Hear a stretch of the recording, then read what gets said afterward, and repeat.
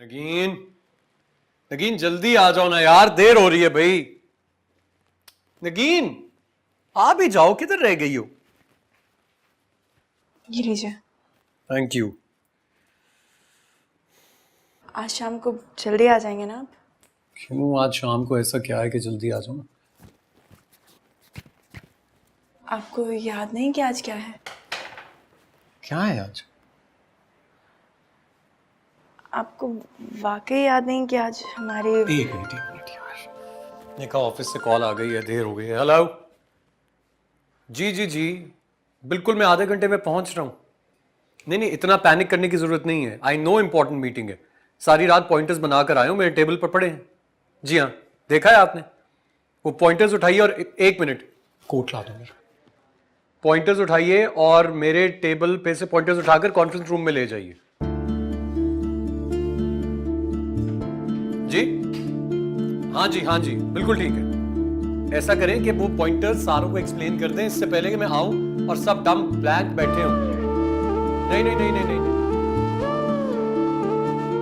तो हारून को याद है कि आज हमारी वेडिंग एनिवर्सरी है। शायद वो मुझे सरप्राइज देंगे।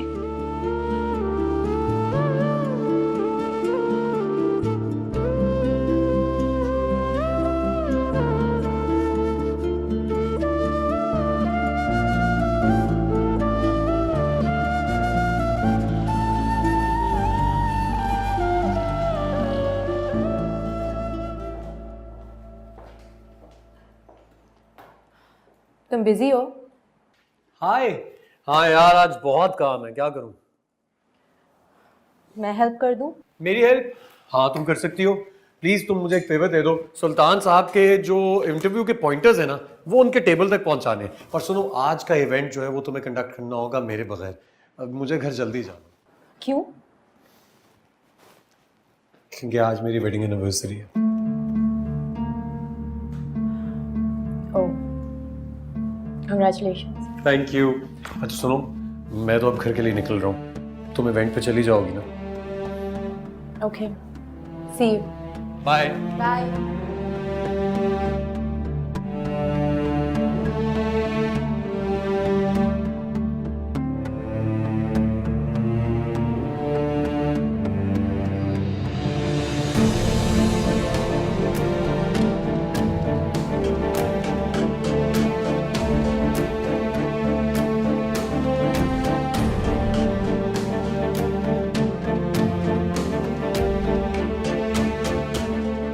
आप लोग हर बार एनिवर्सरी का डिनर बाहर ही तो करते हैं, इस बार घर में कोई फंक्शन रख लेते हैं ना। फंक्शन में आएगा कौन? यहाँ हमारा कोई भी जानने वाला नहीं है। मेरी ना यहाँ पे बहुत सारी सहेलियाँ बन गई हैं और अम्मी के भी कुछ लोग जानने वाले हैं। बस 2-4 लोगों को बुलाकर कोई गेट टुगेदर कर लेंगे। लेकिन ना, अब भाई को नहीं बताएगा, हम उन्हें सरप्राइज देंगे। कैसा सरप्राइज? भाभी और भाई की ना वेडिंग एनिवर्सरी है, तो हम दोनों भाई को सरप्राइज देने का सोच रहे हैं। भाभी आपका फोन बज रहा है, जाकर देखेंगे ना, हो भाई फोन कर रहे हो। हाँ, वैसे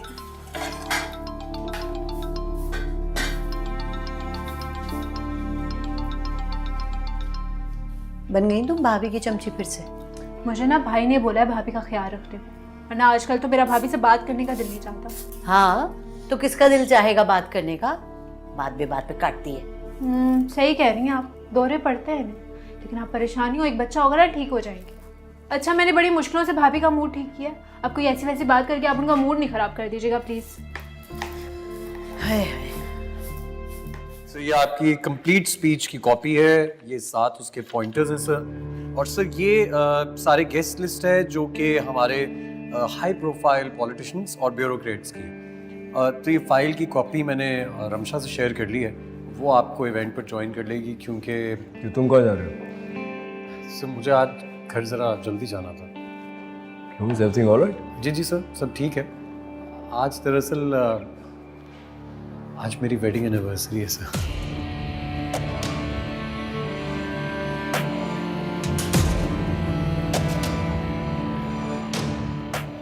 यार हारून, देखो मेरा ये इवेंट तुम्हारी वेडिंग एनिवर्सरी से कहीं ज्यादा अहम है। सियासत के मैदान में पहली बार कदम रखने जा रहा हूं।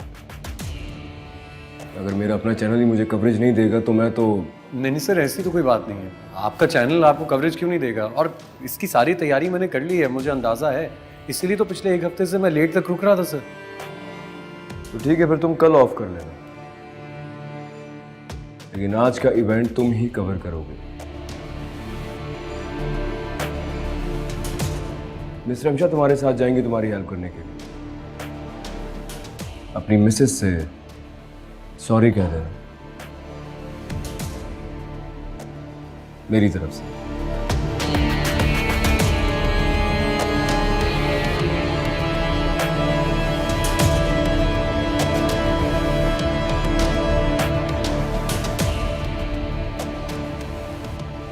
चलें। चलो।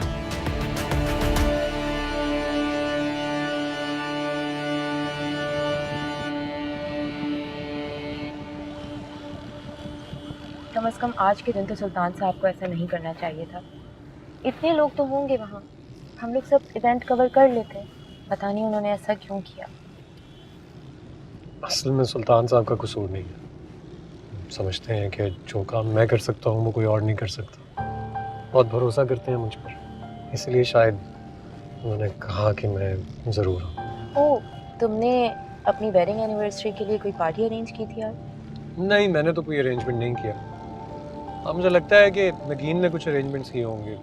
आज सुबह को उसका मूड बहुत अच्छा था, बार बार मुझसे कह रही थी कि शाम को घर जल्दी आ जाओ। तुमने उसे बताया कि तुम घर जल्दी नहीं आ सकते? नहीं यार, मैंने बताया तो नहीं है, सोचा है बस एक ही दफ़ा घर जाकर बता दूंगा। अभी देखना, थोड़ी देर में उसकी कॉल्स भी आनी शुरू हो जाएंगी। सुना है तुम्हारी बहन की बात पक्की हो गई है? बस पिछले हफ्ते ही तय हुई है। 1 हफ्ते बाद उसकी मंगनी कर देंगे और 6 महीने के बाद इंशाल्लाह उसकी शादी। तुम आओगी ना? तुम बुलाओगे तो मैं ज़रूर आऊँगी। और वैसे भी तुम्हें पता है ना कि मुझे तुम्हारे घर वालों से मिलने का कितना शौक है। और मुझे तुम्हारी वाइफ को भी तो देखना है। मैंने सुना है वो बहुत खूबसूरत है। मैं ज़रा ATM से आ रहा हूँ।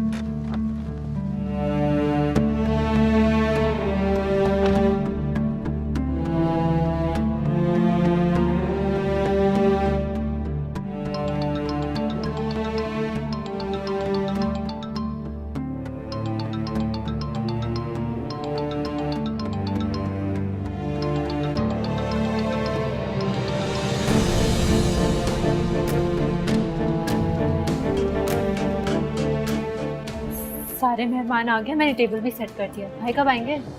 पता नहीं यार, आज फिर देर कर दी उन्होंने आने में। कॉल करें ना उन्हें। अभी किया था, रिसीव नहीं कर रहे वो। आपने उन्हें पार्टी के बारे में भी तो नहीं बताया। अब हो सकता है वो ऑफिस में बिजी हो, रात को लेट आए। मैंने सोचा सरप्राइज कर दूंगी, मुझे क्या पता था आज फिर देर लगा देंगे। हाँ, हम खा इतने लोगों को बुला लिया, अब भाई की गैर मौजूदगी में हम सेलिब्रेशन कैसे करेंगे?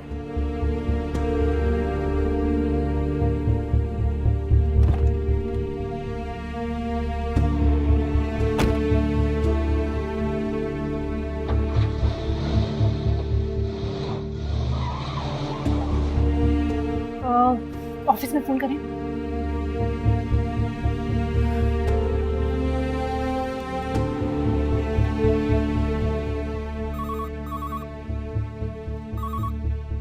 हेलो हेलो, अस्सलाम वालेकुम। मैं मिसेस हारून बात कर रही हूँ। हारून है?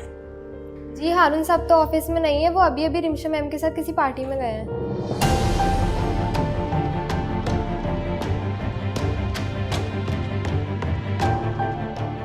क्या हुआ?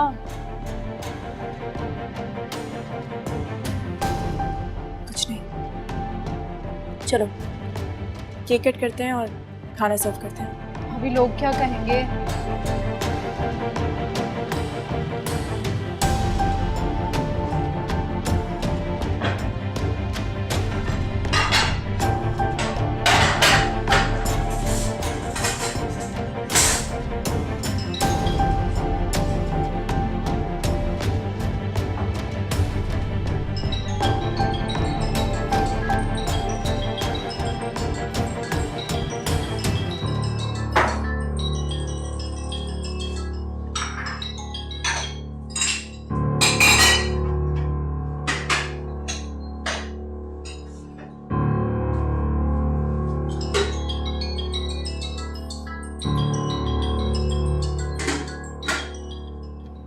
अब देर हो गई है ना, क्या फायदा इतनी तेज चलाने का।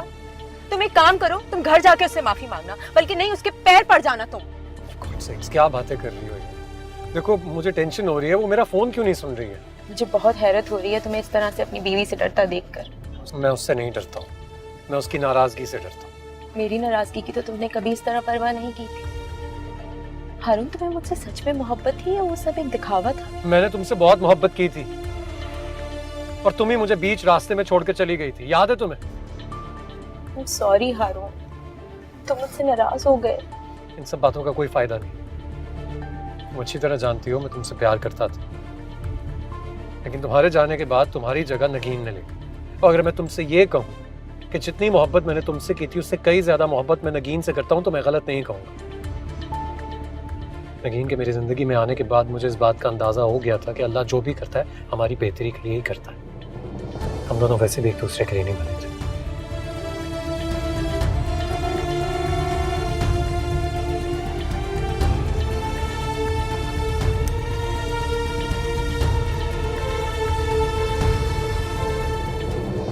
Sorry, I am really sorry. अरे ये क्या तुम रो रही हो? अपनी शादी की 5वीं सालगिरह का सोग मना रही हूँ। कैसी बातें कर रही हो तुम? नाराज हो मुझसे? तो क्या नहीं होना चाहिए? अच्छा सुनो मेरी बात सुनो, एक मिनट बैठो। तुम नाराज हो ना मुझसे लड़ो झगड़ो, मुझे बुरा भला कहो, लेकिन यूं इस तरह कमरे से मत जाओ प्लीज।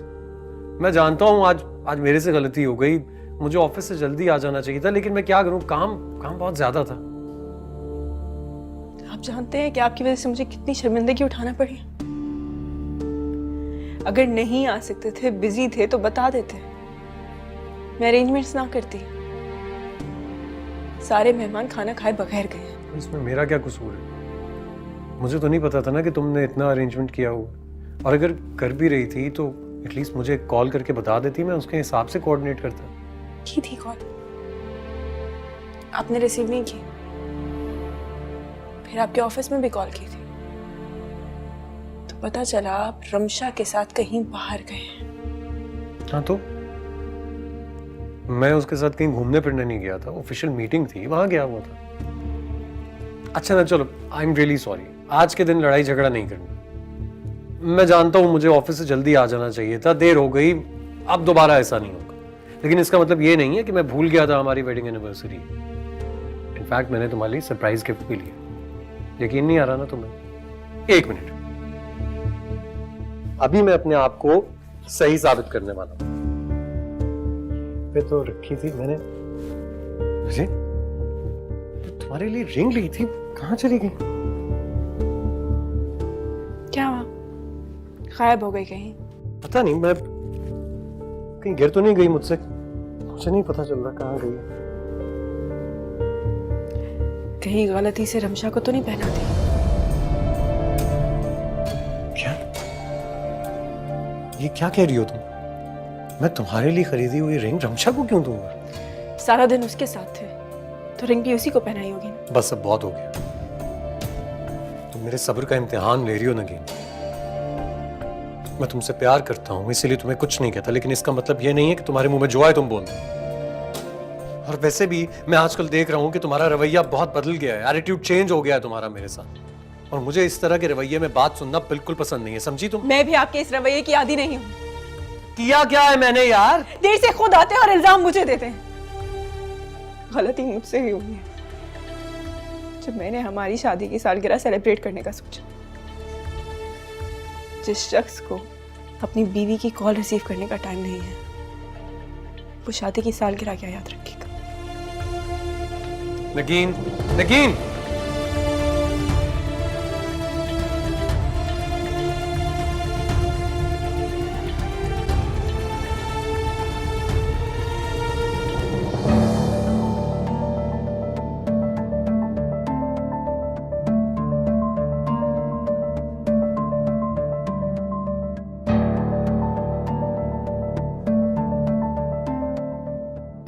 अच्छी तरह जानती हो मैं तुमसे प्यार करता था, लेकिन तुम्हारे जाने के बाद तुम्हारी जगह नगीन ने ली।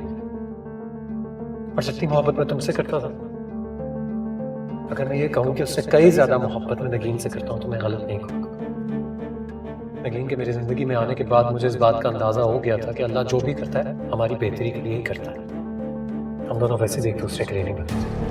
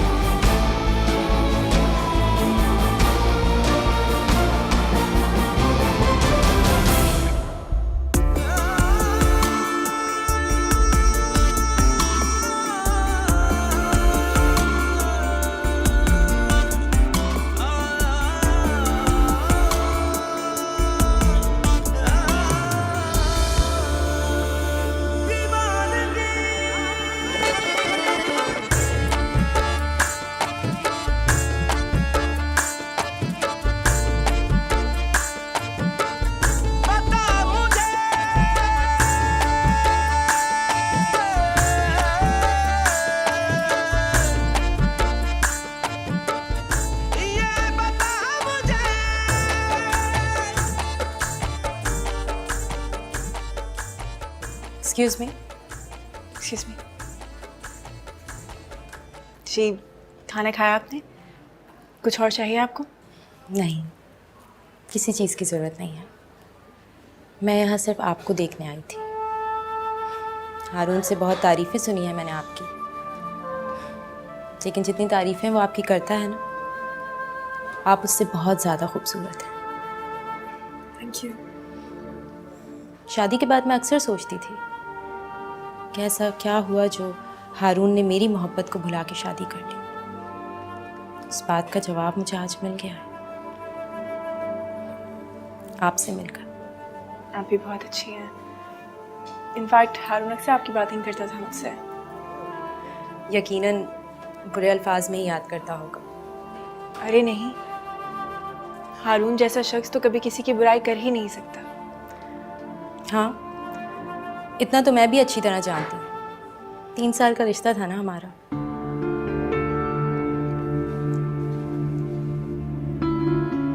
सॉरी अगर आपको मेरी बात बुरी लगी हो। जी नहीं। एक्सक्यूज मी, मैं ज़रा आती हूँ। रुको।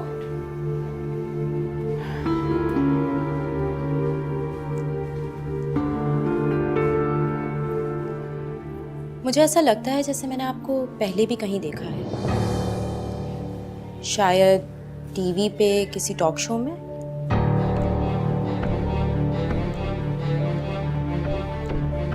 आप शादी से पहले भी जॉब करती थी ना, किसी बस स्टेशन पे?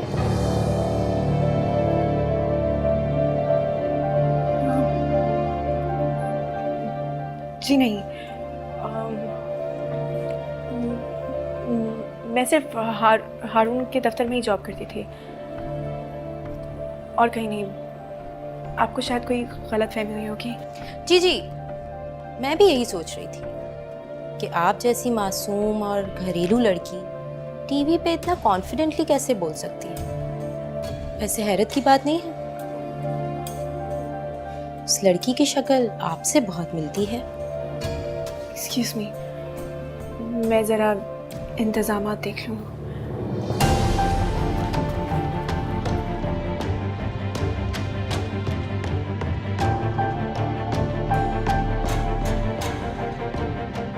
ये वही लड़की है, मेरी नजरें धोखा नहीं खा सकती। अल्लाह का शुक्र है रिदा, सब कुछ साथ खैरियत के हो गए।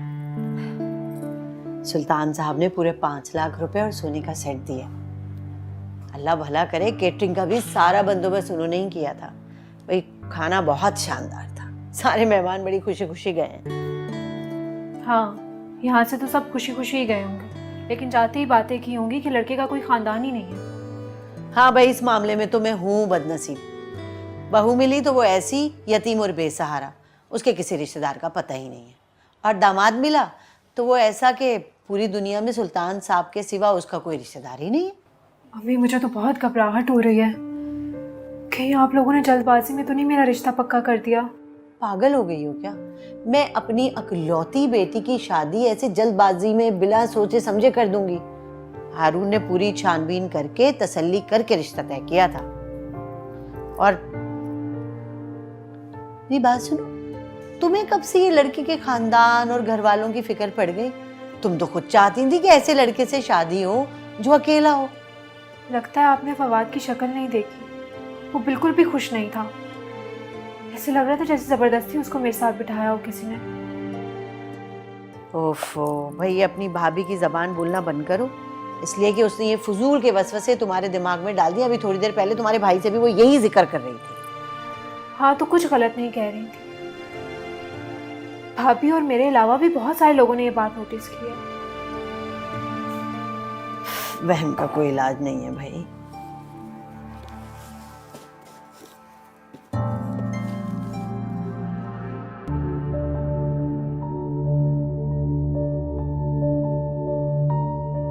आप शादी से पहले भी जॉब करती थी ना,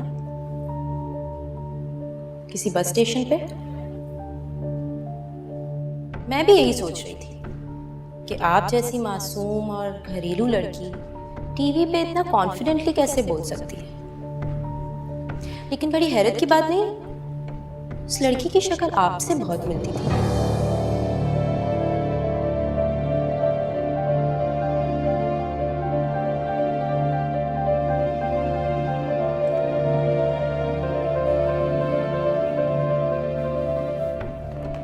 क्या हुआ तुम्हें? तुम इतनी परेशान क्यों हो? नहीं, कोई बात नहीं, कुछ नहीं हुआ। नहीं, कोई बात तो लग रही है। मैं इवेंट पे भी नोटिस कर रहा था, तुम्हारा रंग उड़ा था। मैं मानता हूं तुम इस मंगनी से खुश नहीं हो, लेकिन इसका मतलब ये तो नहीं कि तुम लोगों से सही से ना मिलो। मतलब दुनियादारी के लिए लोगों से अच्छे मिलना पड़ता है। अच्छी तरह तो मिली थी। हाँ, देख रहा था मैं कितनी अच्छी तरह तुम रमशा से मिल रही थी। रमशा के साथ बहुत रूट थी तुम, और सुल्तान साहब तो तुम्हें शुरू से ही पसंद नहीं है। मेरी बात तो सुनो। देखो, मैं अच्छी तरह जानता हूं तुम क्या समझ रही हो। तुम्हें लगता है ना कि रमशा हम दोनों के बीच में आ जाएगी, लेकिन ऐसा कभी भी नहीं होगा नगीन। वो सिर्फ मेरी कोलीग है बस। और मैंने उसे मंगनी पे भी इसीलिए इनवाइट किया था क्योंकि वो मेरे साथ एक मीटिंग पर थी। मैं चाहता था कि तुम अपनी आंखों से देख लो मेरा उसके साथ रवैया कैसा है। लेकिन अफसोस की बात यह है कि तुम्हें आज तक मुझ पर एतबार ही नहीं आया।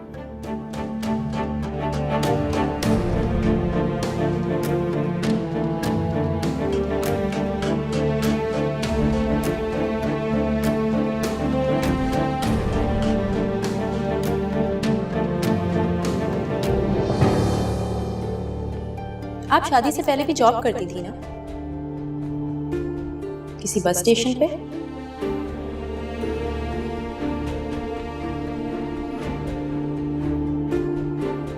जी नहीं, मैं सिर्फ हारून के दफ्तर में ही जॉब करती थी और कहीं नहीं। आपको शायद कोई गलत फहमी हुई होगी।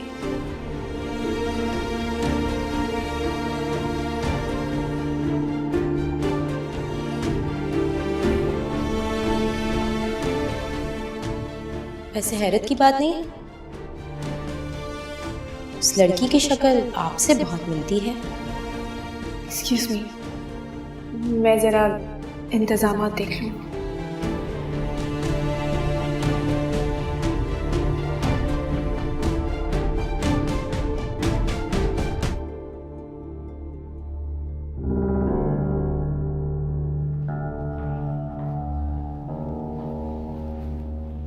कुछ मालूम किया तुमने उस लड़की के बारे में? हाँ, नगीन फयाज नाम था उसका। हैदराबाद की रिहायशी थी। वहाँ पर किसी लोकल बस कंपनी में हॉस्टेस की जॉब करती थी। तो इसी सिलसिले में कराची आती रहती थी। वहाँ पर ही हॉस्टल में रहती थी। आपने जिस लाइव शो में इसको देखा था ना, वहाँ पर ये एज अ गेस्ट इनवाइटेड थी। उसके किसी दोस्त पर किसी लड़के ने तेजाब भेज दिया था। तो मेरे ख्याल से इसी बात पर बात करने के लिए उसे बुलाया था वहाँ पर। ठीक है, तुम्हें कुछ और मालूम हो तो मुझे ज़रूर बताना। ठीक है।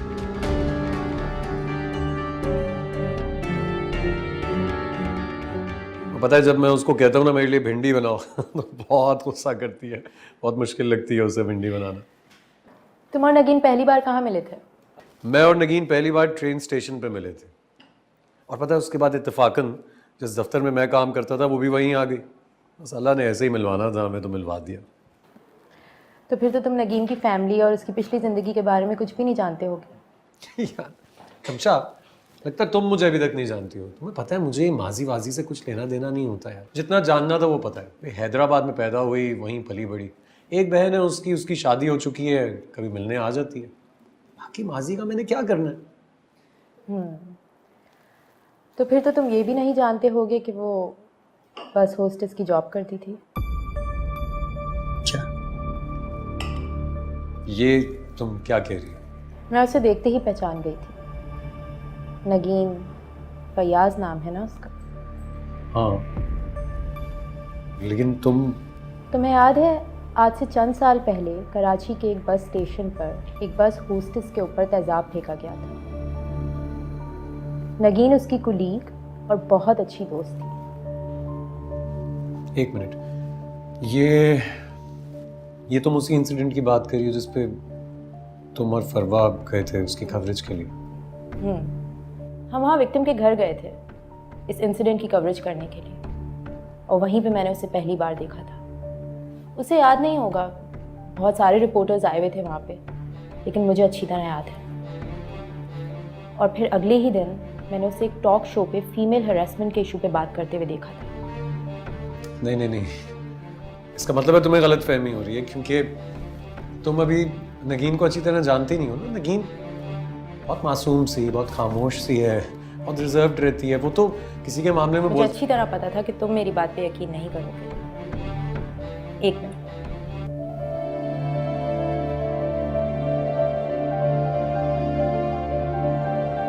तो नगीन बताइएगा कि आप ये वीडियो देखो। जॉब करती हैं? देखो, सच है कि जो खुद यकीन आ जाए। आपकी आंखों के सामने हुआ? मतलब क्या देखा आपने? हम दोनों उस दिन साथ ही ड्यूटी पर गए थे और ये हादसा मेरी आंखों के सामने ही पेश आया। कौन था वो लड़का? मतलब क्या उसका कोई ताल्लुक था आपके दोस्त के साथ? पसंद करता था फरियाद को। अक्सर उसका पीछा भी करता था।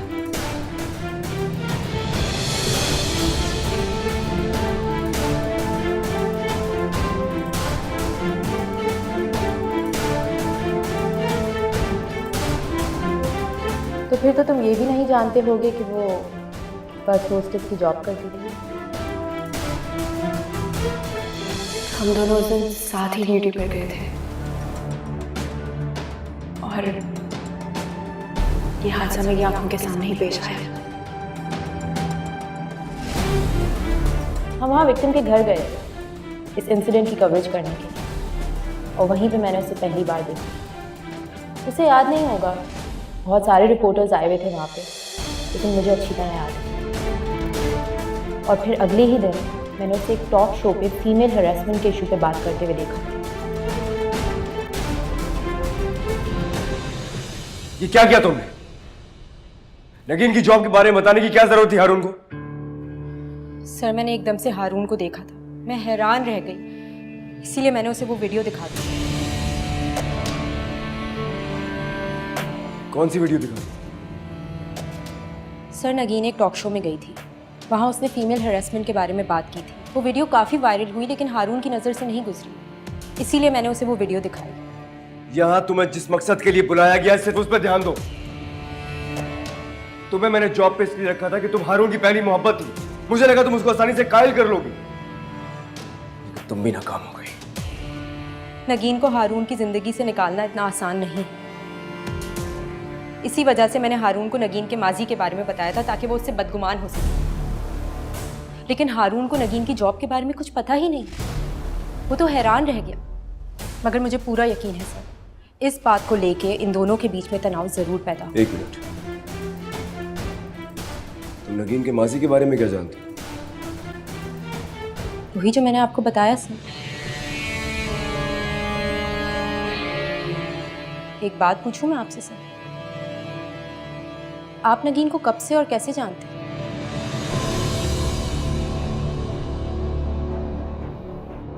ये जानना तुम्हारे लिए जरूरी नहीं है। तुम्हें जिस काम के लिए यहां बुलाया है उस पर ध्यान दो। तुम्हारा काम हारून को उसकी बीवी से दूर करना है, और इसी काम के लिए मैंने तुम्हें लाहौर से यहां बुलाया है, वरना तुम जैसे रिपोर्टर्स की मेरे पास कमी नहीं थी। मैं तुम्हारी सैलरी के साथ तुम्हें इस चीज का अलग से मुआवजा दे रहा हूं। I am so sorry sir, मैं अब वही करूंगी जो आप चाहते हैं। You may go now. Sir, मैं पूरी कोशिश करूंगी। You may go now.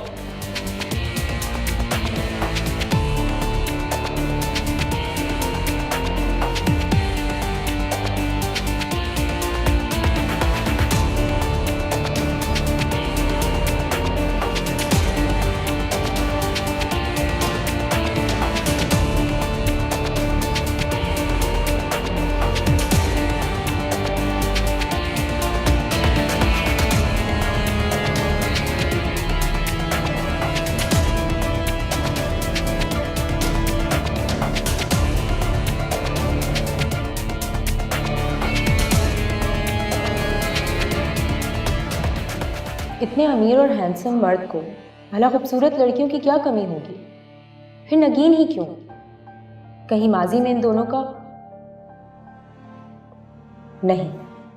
नगीन जैसी मामूली बस होस्टेस के साथ सुल्तान दुरानी जैसे शख्स का क्या ताल्लुक?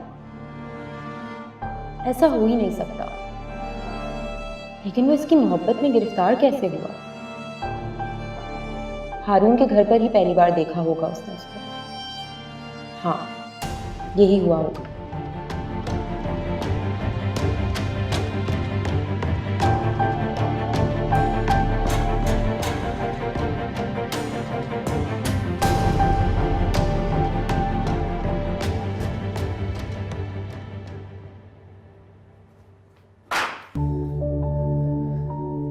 अब आ गए, देर लगा दी बहुत। मैं पानी लेकर आती हूँ। रुको,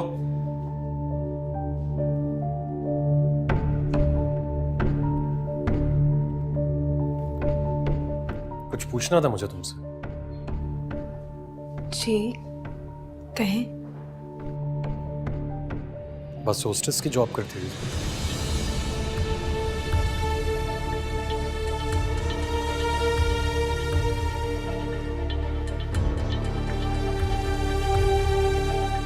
तो उसने हमको सब कुछ बता दिया। जो सवाल कर रहा हूं उसका जवाब दो। क्या तुम एक पास होस्टेस थी? हाँ थी। तो मुझे क्यों नहीं बताया? जरूरी नहीं समझा। मैं तुम्हारा शौहर हूं और तुमने मुझे ही बताना जरूरी नहीं समझा? आप ही ने मुझसे कहा था ना शादी से पहले कि आप कुछ नहीं जानना चाहते मेरे माजी के बारे में। बताना चाहा था मैंने आपको, लेकिन आपने मुझे मना कर दिया था। मेरा फैमिली बैकग्राउंड क्या है, मैं क्या करती थी क्या नहीं, सब कुछ आपने मना कर दिया कि नहीं जानना चाहते। आपको कोई सरोकार नहीं मेरे माजी से। हाँ, लेकिन मेरा माजी तो मैंने तुम्हारे सामने खोल के रख दिया था ना। और अगर कोई ऐसी बात थी जो तुम्हें मुझे बतानी चाहिए थी तो क्यों नहीं बताई? हारून, बस होस्टेस की नौकरी में क्या गलत बात है? पता नहीं कितनी लड़कियां घरों से निकलती हैं चूल्हा जलाने के लिए, इसके अंदर क्या बुराई है? मैंने ये नहीं कहा। तुम जानबूझ के ये बात इस तरफ मोड़ रही हो। मैंने कभी ये नहीं कहा कि मुझे तुम्हारे जॉब करने पे एतराज है। तुम अच्छी तरह जानती हो मैं एक ब्रॉड माइंडेड इंसान। मुझे इस बात को छुपाने पर एतराज है। क्यों झूठ बोला मुझसे? मैंने आपसे कोई झूठ नहीं बोला, सिर्फ एक बात छुपाई। ये झूठ है। तुमने मुझे अंधेरे में रखा। तुम जानती हो तुम्हारी इस बात छुपाने से मुझे कितनी शर्मिंदगी उठानी पड़ी। जो बात मुझे अपनी बीवी के मुंह से पता चलनी चाहिए थी वो मुझे किसी और से पता चली। हमारे हालात खराब थे, कोई और जॉब मिल नहीं रही थी, इसलिए बस होस्टेस की नौकरी करनी पड़ी। हाँ, लेकिन इसमें मुझसे झूठ बोलने की क्या जरूरत थी? वो भी एक ऐसे इंसान से जिसने तुम्हारी खातिर सब कुछ किया। तुम्हें क्या लगता है तुम अगर मुझे ये बात बताती तो मैं तुमसे शादी ना करता? बेवकूफ औरत, मैंने तुम्हारी खातिर अपनी मां से झगड़ा मोल लिया और तुमने मुझे ही धोखा दे दिया। अभी पता नहीं और तुमने कितने झूठ बोले मुझसे, क्या क्या छुपाया होगा। ये सब तो आपको रमशा ने कहा ना। ऐसी बातें ज्यादा देर छुपी नहीं रहती। अगर रमशा मुझे ना भी बताती तो कोई और बता देता। मैंने कहा था ना, इस लड़की के बारे में अच्छी तरीके से छानबीन करवा लो। ये कौन है, कहाँ की है, माँ बाप कौन है, किसी भाग के तो नहीं आई। लेकिन तुमने मेरी एक बात ना सुनी। तुम्हारे सर पे तो इश्क का भूत सवार था। अम्मी जी आप अंदर जाइए, मैं बात कर रहा हूं। क्यों जाऊं? ये मेरा घर है और यहाँ पे होने वाली हर बात का मुझे इल्म होना चाहिए। पूछा तुमने इससे कुछ?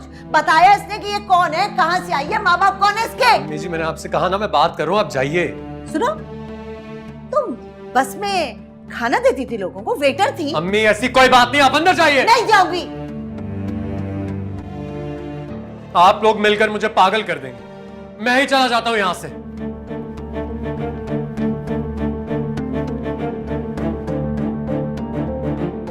छी, नफरत महसूस हो रही है मुझे तुमसे। जब बस चले ना तुम्हें हाथ से पकड़ के घर से बाहर फेंकूं अभी।